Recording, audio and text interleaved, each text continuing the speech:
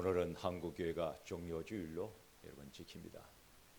예수님이 예루살렘 성으로 들어가실 때에 황금마차나 아니면 장군들이 타고 다니는 말을 타고 들어간 것이 아니라 나귀를 여러분 타고 들어갔는데, 나귀는 강하지도 않고 화려하지도 않습니다. 어떻게 보면 참 약한 동물입니다. 겁도 많습니다. 또 사람들이 착한 동물이다라고 그렇게 말합니다. 중요한 것은 이 나귀가 예수님으로부터 쓰임을 받았다라는 사실. 쓰임을 받았다. 3절 말씀을 읽어보면 주가 서시겠다라고 기록이 됐는데, 주가 선다는 것은 주님이 필요로 하신다라는 뜻입니다. 주님이 필요하신다. 왜 주님이 필요하십니까? 여러분, 이 세상에 있는 모든 것은 다 주님의 것이기 때문에 그렇습니다. 결론적으로 말씀을 드리면 주님의 것을 주님이 좀 써야 되겠다, 이런 뜻이.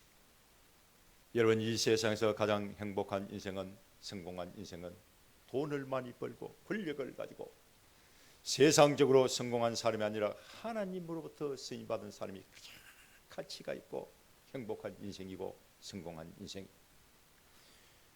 우리가 잘 아는 토마스 선교사님은 27살 때에 제너럴 시험원을 타고 여러분 쪽복음을 들고 조선에 들어왔는데 땅을 밟아보지도 못하고 대동강변에서 참수를 당했습니다. 사람들이 바라볼 때는 실패한 인생이 헛된 죽음. 그러나 한국교회가 토마스 선교사님이 흘린 그 순교의 피에 의해 이 교회가 세워졌다는 것을 알아야 됩니다. 창끝이라는 영화가 있는데 짐 얼리엇 선교사님에 대한 이야기입니다. 선교지에 도착하자마자 창에 찔려서 여러분 다 죽었습니다. 그런데 놀라운 사실은 짐 얼리엇 선교사님의 이 손에 총이 있었습니다. 총이 있었는데 총을 소지 안 하고 창에 찔려서 다 죽었습니다. 여러분, 왜 총을 사용하지 않았을까요? 짐 얼리엇 선교사님이 총을 가지고 있었지만은 총을 쏠 수가 없습니다. 아니, 총을 쏘면은 안 돼요. 그들에게 복음을 전하러 왔기 때문에 총을 쏠 수가 없습니다. 죽은 영혼을 살리기 위하여 복음을 들고 그 땅에 왔기 때문에 먼저 죽일 수가 없습니다. 그래서 죽임을 당해야만 했습니다. 세상 사람들이 바라볼 때는 참으로 끔찍합니다. 비참한 인생입니다. 그런데 나중에 그 부족민들이 다 예수를 믿고 하나님의 자녀가 되고 죽인 사람은 그 아들이 목사가 여러분 되었습니다. 하나님 보실 때에 보석과 같은 존재가 되었습니다. 마더 테레사 여사는 세계적으로 존경받는 인물입니다. 그런데 항상 이렇게 말했습니다. 나는 아무것도 아니다. 하나님의 손에 붙들린 작은 연필이다. 여러분, 연필은 스스로 글을 쓸 수가 없습니다. 연필이 아무리 좋아도 누군가의 손에 잡히지 아니하면 그 아무 쓸모가 없습니다. 그런데 작가의 손에 잡히는 순간 그 연필을 통하여 위대한 작품이 나오게 되었습니다. 마더 테레사 여사는 나는 아무것도 아닙니다. 하나님이 나를 사용하였을 뿐입니다 하고 그렇게 말했습니다. 여러분, 주님이 서시면 쓸모없는 것도 귀한 것이 되고 평범한 것도 위대한 도구가 된다는 거예요. 거룩한 도구가 됩니다.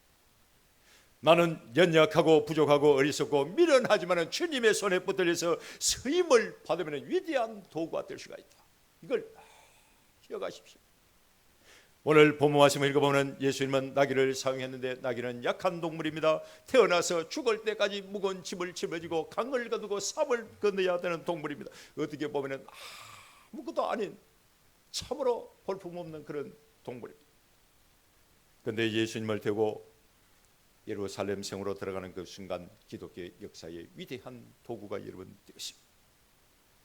중요한 것은 모든 나귀가 다 기독교의 역사의 위대한 도구가 된 것이 아니라 예수님을 태우고 예루살렘 성에 들어간 나귀만 위대한 도구가 되었다.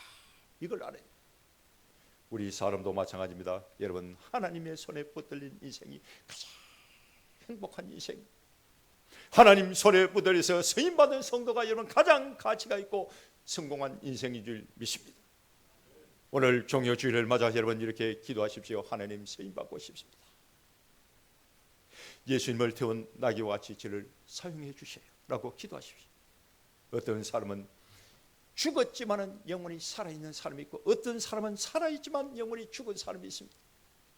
하나님 손에 붙들려서 쓰임받는 삶이 가장 가치가 있고 성공한 사람입니다. 그래서 오늘은 하나님이 쓰는 사람에 대하여 생각을 해보고 은혜를 나누고 하는데, 하나님 어떤 사람을 들어 쓰느냐? 첫째, 깨끗한 사람입니다. 따릅니다. 깨끗한 사람이다. 2절 말씀을 우리 다 함께 한번 읽어보겠습니다. 2절 이르시되 시작. 이르시되 너희는 맞은편 마을로 가라. 그리로 들어가면 곧 아직 아무도 타보지 않은 나귀 새끼가 매어 있는 것을 보리니 불어 끌고 오라. 아멘. 여러분 2절 말씀을 읽어보는 예수님이 제자들에게 마을에 가서 아직 아무도 타보지 않은 나귀 새끼를 풀어가지고 끌고 오라고 말씀합니다. 아직 아무도 타보지 않은 나귀 새끼, 한마디로 구별되었다는 것입니다. 깨끗하다는 뜻입니다. 구약 성경을 읽어보면 하나님께 드리는 제물은 여러분 흠이 없고 깨끗하고 구별된 것만 드릴 수가 있었는데, 예수님이 타신 나귀도 마찬가지입니다. 한 번도 사용한 적이 없습니다. 예수님은 예루살렘 성으로 들어갈 때에 전쟁터에서 타고 다니는 말이 아니라 여러분 겸손의 나귀를 타고 예루살렘 성으로 들어가셨습니다. 스가랴 9장 9절 말씀을 읽어보면 시온에 따라 크게 기뻐할지어다. 내 왕이 내게 임하시나니 그는 겸손하여 나귀를 타신다라고 기록했는데, 하나님 말씀대로 여러분 다 성취가 된 것입니다. 우리 사람도 마찬가지입니다. 깨끗하면 셈을 받습니다. 깨끗하면 셈을 받습니다. 디모데후서 2장 20절 말씀을 읽어보면 큰 집에는 금그릇도 있고 은그릇도 있고 나무그릇도 있고 질그릇도 있습니다. 그러나 귀하게 쓰는 그릇이 따로 있는데, 그 그릇이 어떤 그릇이냐? 깨끗한 것이 없습니다. 자기를 깨끗하게 하면 귀히 쓰는 그릇이 되어 거룩하고 주인의 세심에 합당하며 모든 선한 일에 준비함이 되리라 라고 여러분 기록이 됐는데, 한마디로 말해서 성결입니다. 거룩입니다. 여러분 쓰임 받고 싶습니까? 깨끗한 심령이 되어야 됩니다. 자기를 깨끗하게 한다는 것은 내 안에 있는 죄, 나쁜 습관, 욕심, 잘못된 가치관, 이런 모든 것을 완전히 제거했다. 회개를 통하여 완전히 씻어냈다. 보혈의 능력으로 보혈의 피로 깨끗하게 씻어냈다. 죄사함의 은총을 받았다 라는 뜻입니다. 내 안에 있는 더럽고 추한 것을 완전히 비우는 결단을 여러분 의미합니다. 귀하게 쓰는 그릇은 하나님이 사용하는 도구를 의미하는데, 가치가 있고 존귀하게 쓰임을 받는다라는 뜻입니다. 중요한 것은 겉으로 볼 때에 삐까뻔쩍한 재질을 말하는 것이 아니라 이 안에 깨끗함이라는 상태를 의미합니다. 상태. 디모데후서는 사도 바울이 마지막으로 쓰신 서신입니다. 바울은 죽음을 앞두고 디모데에게 마지막으로 유언처럼 남겼습니다. 그 당시 여러분 교회 안에는 거짓 교사들이 침투해 있었고, 세속적 가치관이 들어가지고 교회의 질서를 여러분 어지럽혀 거기다 영적으로 완전히 부패하고 타락했습니다. 그래서 바울이 말합니다. 세상 사람들 같이 똑같이 살지 마라. 깨끗한 그릇이 되어라. 그럼 하나님께서 귀하게 가치 있게 사용하신다 라고 그렇게 권면을 했던 것입니다. 여러분 거울 앞에서 내 자신을 바라볼 때마다 나도 모르게 위축이 될 때가 있습니다. 나는 너무너무 약하구나, 부족하구나, 어리석고 미련하구나 라고 말할 때가 있습니다. 그러나 하나님이 사용하십니다. 약한 인생도 강한 인생이 될 수가 있고, 부족한 인생도 부유한 인생이 될 수가 있고, 어리석고 미련한 인생도 지혜로운 인생이 될 수가 있다는 것을 기억하십시오. 세상 사람들이 여러분 사람을 평가할 때에 크기를 봅니다. 높이를 봅니다. 외모를 봅니다. 능력을 봅니다. 학문을 봅니다. 그러나 하나님은 우리의 중심, 내 안에 있는 믿음을 보십니다.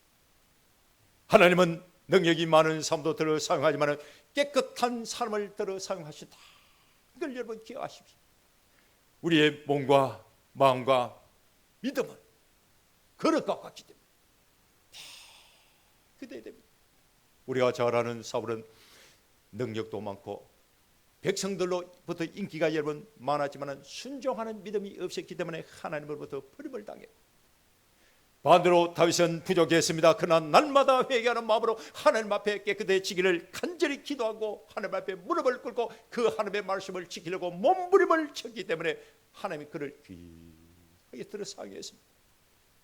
오늘 종려주일을 맞아 예수님은 아직 아무도 타보지 않는 나귀 새끼를 타고 예루살렘 성으로 들어가십니다. 우리도 성령 충만해야 거듭나고 변화되어 날마다 회개하는 습관을 통하여 하나님 보실 때에 깨끗한 신앙, 깨끗한 믿음이 되어서 하나님 손에 붙들림 받고 귀하게 쓰임을 받고 여러분 가치 있는 인생이 되시기를 주님으로 축원합니다. 두 번째, 하나님이 쓰는 사람은 빨리 순종하는 사람입니다. 따라합니다. 빨리 순종하는 사람이다. 마가복음 읽어보면 여러분 곧 즉시라는 단어가 여러분 많이 나옵니다. 곧 즉시, 곧 즉시. 이 말씀은 즉각적인 순종을 의미합니다. 하나님은 깨끗한 사람을 들어 사용하지만은 즉시 순종하는 사람을 들었습니다. 성경을 읽어보면 모든 믿음의 선진들은 다 즉시 순종했습니다. 하나님 오다가 떨어지고 하나님의 말씀이 떨어지면 아멘하고 즉시 순종을 했다는 거예요. 우리가 잘 아는 아브라함도 갈대아 우를 떠나 내가 지시하는 한 산으로 가라고 했을 때에 아브라함 이유를 묻지 않았습니다. 변명하지 않았습니다. 즉시 보따리를 사가지고 길을 떠났습니다. 100살 때 얻은 아들 이삭을 모리아산에 데리고 올라갔습니다. 번제물로 바치라고 했을 때에 아브라함이 일찍 일어나서 길을 떠났습니다. 예수님이 베드로에게 깊은 곳에 그 물 내려라고 했을 때 베드로 계산하지 않았습니다. 그 말씀을 듣는 그 순간 즉시 순종했습니다. 모세도 여호수아도 사도 바울도 즉시 순종했습니다. 3절 말씀을 읽어보면 만일 누가 너에게 왜 이렇게 하느냐 묻거든 주가 쓰시겠다 하라 그리하면 즉시 이리로 보내리라 하시고 기록이 되는데 즉시라는 단어가 나오죠. 즉시. 제자들은 여러분 이유를 묻지 않았습니다. 왜 마을로 가야 됩니까? 왜 낙이입니까? 왜 지금 가야 됩니까? 왜 우리가 해야 됩니까? 라고 묻지 않았습니다. 예수님 말씀에 무조건 순종했고 즉시 순종했습니다. 6절 말씀을 읽어보면 나귀 주인이 왜 나귀를 풀어가느냐라고 물었을 때에 제자들 주가 쓰시겠습니다 하고 말하자 나귀 주인이 이에 허락하였다 라고 기록했는데 즉각적으로 순종했습니다. 모든 것이 다 순종이 만들어낸 기적입니다. 종려주일에 우리가 잘 아는 D.L. 무디는 제대로 교육을 받지 못했습니다. 어릴 때에 여러분 신발 가게에서 신발을 팔았습니다. 자기 친구들은 학교 가지고 공부를 하지만 그는 신발 가게가 신발을 팔았습니다. 그런데 주일학교 가서 하나님께 예배를 드리는데 목사님이 설교합니다. 하나님께 온전히 헌신된 한 사람이 세상을 바꿀 수 있다라는 그 목사님의 설교를 듣는 순간 온몸에 전기가 그냥 쫙 흘러내렸습니다. D.L. 무디는 그날 이후로 자신을 하나님께 드리기로 서약을 했습니다. 맹세를 했습니다. 그 결과 수많은 영혼을 하나님께 인도하는 위대한 전도자가 여러분 되었습니다. 하나님은 능력 있는 사람도 들어 사용하지만 순종하는 사람을 씁니다. 사무엘상 15장 22절 말씀을 읽어보면 순종이 제사보다 낫고 듣는 것이 순양의 기름보다 더 낫다라고 기록이 됐습니다. 하나님은 저와 여러분들을 들어 쓰실 때 내가 가지고 있는 능력보다도 먼저 순종하기를 원하십니다. 하나님의 손에 붙들리고 귀하게 쓰임받는 사람들의 특징이 뭐냐? 하나님의 말씀을 듣고 은혜를 받고 즉시 행동에 옮기고 움직이는 사람입니다. 한국 사람들 여러분 빨리빨리가 몸이 배어 있잖아요. 밥 먹을 때도 얼마나 빨리빨리 먹습니까? 제가 군대에 갔을 때는 5분 10분 안에 그냥 밥을 빨리 다 먹어야 됩니다. 일을 할 때도 빨리빨리, 퇴근할 때도 빨리빨리. 여러분 학생들 공부할 때도 벼락치기 공부를 하는 게 있습니다. 벼락이 여러분 얼마나 빠릅니까? 번쩍하면 떨어져 버려요. 전부 빨리빨리입니다. 여러분 신앙생활도 빨리빨리 할 수 있기를 주님을 축원합니다. 순종도 빨리빨리, 교회도 빨리빨리 오십시오. 곧 즉시 순종하려면 계산기를 버려야 됩니다. 이유를 따지면 안 돼요. 훈련이 되어 있어야 됩니다. 은혜를 받아야 됩니다. 믿음이 있어야 됩니다. 성령 받아야 될 줄 여러분 믿습니다. 기도의 열매가 있어야 됩니다. 하나님에 대한 확신과 하나님 살아계심을 체험하고 하나님 나와 함께 하시는 이 확신이 있어야 됩니다. 순종의 본질은 이해를 하는 것이 아니라 전적으로 맡기고 신뢰하는 것입니다. 많은 사람들이 이렇게 말합니다. 내가 더 많이 가지면 순종하겠습니다. 내가 더 형통하고 내가 더 잘 되면 순종하겠습니다. 조금만 더 확신이 들면 순종하겠습니다. 내 형편이 조금만 좋아지면 순종하겠습니다 라고 말하는데, 여러분 생각해 보세요. 내가 더 많이 가지고 내 형편이 조금 더 좋아지면 또 다른 염려와 근심 걱정이 여러분 밀려옵니다. 그 사이에 순종은 도망갈까 뿐. 순종이 안 돼요. 순종을 할 수가 없습니다. 뒤로 미루는 것은 순종이 아닙니다. 하나님이 내 마음에 감동을 주실 때에 여러분 미루지 말고 즉시 실천하시기를 주님을 축원합니다. 조금 있다가 라고 말하지 말고 지금 즉시 순종해 보십시오. 하나님의 놀라운 은혜와 축복과 기적이 납니다. 세 번째, 끝까지 견디는 사람입니다. 따릅니다. 끝까지 견디는 사람이다. 7절 말씀을 다 함께 읽어봅니다. 7절 나귀 새끼를 시작. 나귀 새끼를 예수께로 그 위에 얹어 놓음에 예수께서 다시 7절 말씀을 읽어보면 낯선 사람들 와서 나귀를 풀어가지고 예수님께로 여러분 끌고 갑니다. 나귀가 볼 때에 평소에 알고 있던 그 주인이 아닙니다. 겉옷을 나귀 등에 얹어놨는데 왜 사람들이 자기 등에 겉옷을 올려놓든지 이해가 되지 않습니다. 거기다 또 조금 지나니까 어떤 분이 자기 나귀 등에 타고 올랐는데 예수님이 타왔는데 한 번도 사람을 태워본 적이 없습니다. 여러분 나귀 입장에서 우리가 볼 때에 펄쩍펄쩍 뛰고 난리가 나야 정상입니다. 그런데 나귀가 어디 갑니까? 가만히 겉옷을 올려도 주님이 그 나귀에 올라타도 가만히 있습니다.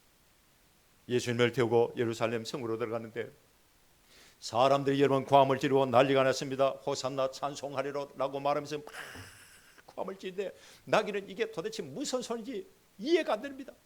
어떻게 알겠어요? 거기다 배는 고픕니다. 다리도 아픕니다. 사람은 등에 타고 있으니 불편합니다. 만사가 귀찮고 사람들 고함 소리에 아프고 이거 막 죽을 지경이에요. 그런데 모든 임무를 끝까지 이 나귀는 완수를 했습니다. 바로 인내와 충성이죠. 인내와 충성. 여러분 하나님이 들어 사용한 사람은 즉시 순종하는 사람도 사용하지만 힘들고 어려워도 끝까지 참고 견디면서 자기 맡은 바 책임과 의무를 다하고 충성을 다하는 삶을 하나님이 들어 쓰십니다. 갈라디아서 6장 9절 말씀을 읽어보면 우리가 선을 행하되 낙심하지 말지니 포기하지 아니하면 때가 이름에 거둔다 라고 기록인데, 여러분 하나님의 일 신앙생활은 마라톤과 똑같습니다. 마라톤 선수들이 출발할 때는 수백 명이 여러분 출발을 합니다. 그러나 42.19km를 달릴 때에 중간에 포기하는 선수들도 많습니다. 1등은 한 사람입니다. 하나님의 일은 시작보다 마무리가 더 중요합니다. 우리의 신앙도 마찬가지입니다. 여러분 어릴 때부터 내가 신앙생활을 해야 되면 주님 앞에 가는 그날까지 끝까지 어떤 어려움이 있다 하자도 참고 인내하면서 주님 앞에 가는 그날 경주하면서 충성을 다하는 믿음을 가지고 끝까지 여러분 경주에 승자되어야 됩니다. 오늘 본문 말씀을 읽어보면 예수님을 태운 나귀는 끝까지 참고 인내하면서 충성을 다했습니다. 나귀의 충성이 있었기 때문에 종려주인이 있는 거예요. 여러분 아무리 어렵고 힘들어도 상황에 흔들리지 않는 믿음으로 승리하시기를 주님을 축원합니다. 앞이 보이지 않아도 포기하지 않는 기도가 여러분 필요합니다. 열매가 없어도 변치 않는 믿음으로 한 걸음 한 걸음 충성을 다하는 믿음을 가지고 한 걸음 한 걸음 끝까지 걸어가십시오. 시편 101편 6절 말씀을 읽어보면 내 눈이 이 땅에 충성된 자를 살피 나와 함께 살게 하리라 라고 기록했는데, 하나님은 지금도 충성스러운 일꾼을 찾고 있습니다. 오늘 종료주일을 맞아 나귀같이 어떤 상황 속에서도 여러분 충성을 다하시기를 주님을 축원합니다. 네 번째, 준비된 삶. 따릅니다. 준비된 사람이다. 4절 말씀을 읽어보면 제자들이 가서 본즉 나귀 새끼가 문 앞 거리에 매여 있는지라 그것을 푸니라고 기록했는데, 여러분 보세요. 제자들이 가서 보니까 예수님이 하신 말씀대로 문 앞 거리에 나귀 한 마리가 여러분 매여 있습니다. 모든 나귀가 다 세임을 받는 것이 아니라 준비된 장소에 준비된 나귀만 세임을 받습니다. 여러분, 하나님은 특별한 사람을 쓰는 것이 아니라 준비되어 있는 사람을 반드시 있습니다. 어디에 가든지, 가정이든 국가이든 어느 교회 공동이든 준비된 사람이 있습니다. 하나님 그 사람 들었습니다. 그 사람을 들었을 때에 물질도 주시고 은사도 주시고 능력도 주시고 사람도 붙이고 모든 것을 다 여건을 만들, 그러므로 쓰임 받는 것이 복입니다. 하나님이 왜 나를 사용하지 않습니까? 라고 말할 것이 아니라, 여러분, 하나님 준비가 되었으니 사용해 주십시오라고 여러분 기도할 수 있기를 주임을 축원합니다. 어느 교회에 낡은 피아노가 있었는데 겉으로 보기에 낡고 오래된 피아노입니다. 소리를 들어봐도 띵띵 소리가 나고 별로 좋지 않습니다. 사람들 그 피아노를 다 무시하고 저거 이제 바꿔야 되는데 그렇게 얘기합니다. 이 피아노 소리가 안 좋아, 이제 버려야 돼, 오래됐잖아 라고 다 그렇게 말합니다. 그런데 어느 날 어떤 사람이 와가지고 피아노에 앉아가지고 연주를 하는데 아름다운 음악이 그냥 교회 안에 울려 퍼집니다. 사람들 그 소리를 듣고 여러분 깜짝 놀랐습니다. 어떻게 이 피아노가 이렇게 좋은 줄 몰랐다. 전에 피아노가 소리도 안 좋고 오래되고 낡아서 버려야 된다고 얘기했는데 어떻게 이렇게 좋은 소리가 날까라고 그렇게 말하십니다. 그때 피아노 연주했던 사람이 웃으면서 피아노가 좋은 것이 아니라 누가 피아노를 연주하느냐, 이게 더 중요합니다 라고 말했습니다. 알고 보니까 그 사람은 유명한 피아니스트였습니다. 우리도 똑같습니다.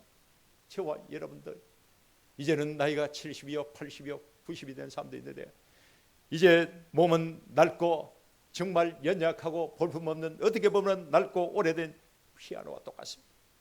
볼품이 없습니다.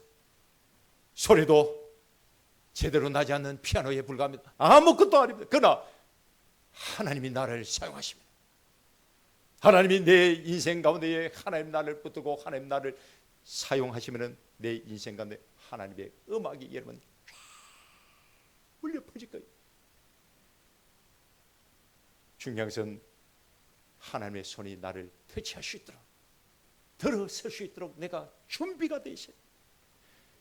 하나님 나를 사용하여 주옵소서라고 기도하기 전에 하나님 나를 준비시켜 주옵소서라고 여러분 기도하십시오. 준비만 되어 있으면 하나님이 하는 때에 그 사람을 높여주시고 존귀하게 귀하게 하나님 들으십니다. 예루살렘 입구에 나귀가 수천 마리가 있었다. 세임을 받은 나귀는 예수님이 말한 장소에 문 앞 거리에 매여 있는 그 나귀 한 마리밖에 없습니다. 예수님이 말한 그 장소, 그 문 앞 거리에 매여 있는 것이 나귀 입장에서 볼 때는 준비입니다. 준비. 하나님이 저와 여러분들에게 내가 누구를 보내면 내가 누가 우리를 위하여 갈고? 라고 물으실 때에 당당하게 여러분 손을 들 수 있는 그 사람이 준비되어 있는 사람이에요. 이런 사람, 이런 신앙과 믿음이 여러분 되어야 됩니다. 중요한 것은 믿음도 준비가 되어 있어야 되고, 기도도 준비가 되어 있어야 되고, 순종도 준비가 되어 있어야 되고, 충성도 다 준비가 되어 있어야 되고, 준비만 되어 있으면 하나님 때에 하나님 나를 찾아오십니다. 다윗은 왕이 되기 전에 양을 지키던 목자였습니다. 아무도 보지 않는 들판에서 다윗은 충성을 다했습니다. 얼마나 충성을 다했는지 사무엘상 16장 1절 말씀을 읽어보면 하나님이 사무엘에게 이런 말합니다. 내가 베들레헴 골짜기에 한 왕을 내가 보았다 라고 얘기합니다. 그 왕이 누구냐? 다윗입니다. 다윗은 믿음도 순종도 충성도 하나님 모시기에 준비가 되어 있었기 때문에 하나님 눈에 왕으로 보이고 하나님 때에 엘라 골짜기에 세우고 골리앗을 무너뜨리고 때에 왕으로 세웠습니다. 여러분 고난의 불도 마찬가지입니다. 준비가 되어 있는 사람은 고난의 불을 통과합니다. 반대로 준비가 되어 있지 않는 그 사람은 그 고난의 불에 타 죽습니다. 요셉은 얼마나 준비가 되어 있었는지, 애굽의 노예로 끌려가지만 가정 총무가 됐고, 감옥에 2년 동안 갇혀 있었지만 견뎌냈고, 애굽의 총리가 돼서 7년 흉년을 여러분 다 이겨냈습니다. 모세도 얼마나 준비가 되어 있었는지 200만 명이 넘는 이스라엘 백성들 인도하는 인도자가 됐고 지도자가 되었습니다. 여러분 광야에서 40년 동안 함께 먹고 함께 자고 함께 살았습니다. 바울도 얼마나 준비가 잘 되어 있었는지 수많은 고난과 핍박과 불을 다 통과하고 위대한 사도가 여러분 되었습니다. 요한복음 15장 5절 말씀을 읽어보면 나를 떠나서는 내가 아무것도 할 수가 없다라고 기록했는데 하나님과의 연결을 의미합니다. 하나님과의 연결. 하나님께 쓰임을 받는 사람은 일을 많이 하는 사람이 아니라 하나님과 연결이 되어 있는 사람입니다. 하나님과 깊이 연결만 되어 있으면 나도 모르게 깨끗한 그릇이 되고 즉시 순종할 수 있는 믿음이 생기고 환난 가운데서도 끝까지 견딜 수 있는 은혜가 있고 하나님이 사용하시는 그릇으로 나도 모르게 준비가 되어가게 되어 있습니다. 사랑하는 성도들은 오늘 이 본문 말씀을 읽어보면 등장인물이 많이 나옵니다. 첫째, 순종한 제자들이 있습니다. 두 번째, 헌신한 나귀의 주인이 있습니다. 세 번째, 사용된 나귀가 있습니다. 네 번째, 예수님이 예루살렘 성으로 들어가실 때에 호산나 찬송하리라라고 찬송 불렀던 수많은 사람들이 있습니다. 다섯 번째, 종려나무 가지가 나옵니다. 사람들이 입고 다니던 겉옷이 온갖 소품들이 여러분 다 등장합니다. 중요한 것은 예수님은 가까운 제자도 들었습니다. 모르는 사람도 들었습니다. 짐승도 사용합니다. 주가 쓰시겠다라고 하시면 어떻게 할 방법이 없어요. 그냥 다 들어요. 왜 그렇습니까? 모든 것이 다 하나님의 것이기 때문에 하나님이 쓰겠다는데 어떻게 하겠습니까? 사랑하는 성도 여러분, 여러분들의 시간도 건강도 재능도 물질도 주님이 쓰시겠다라고 말씀하신다면 여러분 다 드려야 됩니다. 어떻게 할 방법이 없습니다. 드릴 때에 기쁨으로 드리십시오. 왜 기쁨으로 드려야 됩니까? 주님께 쓰임을 받는 것이 하나님께 쓰임을 받는 것이 가장 행복한 인생이고 주가 쓰실 때 쓰임을 받는 것이 가장 가치 있는 인생이기 때문에 그렇습니다. 오늘 종료주일을 맞이하여 주님 저를 사용해 주십시오. 하나님 제가 준비되어 있습니다. 하나님 나를 사용해 주십시오라고 여러분 기도하십시오. 하나님은 여러분들의 기도를 통하여 놀라운 일을 계획하시고 이루어갈 것입니다. 하나님의 손에 붙들림 받고 쓰임 받는 것이 가장 가치가 있다는 것을 깨닫고 귀하게 쓰임을 받고 여러분 복을 받으시기를 주의 이름으로 축원합니다. 기도하겠습니다.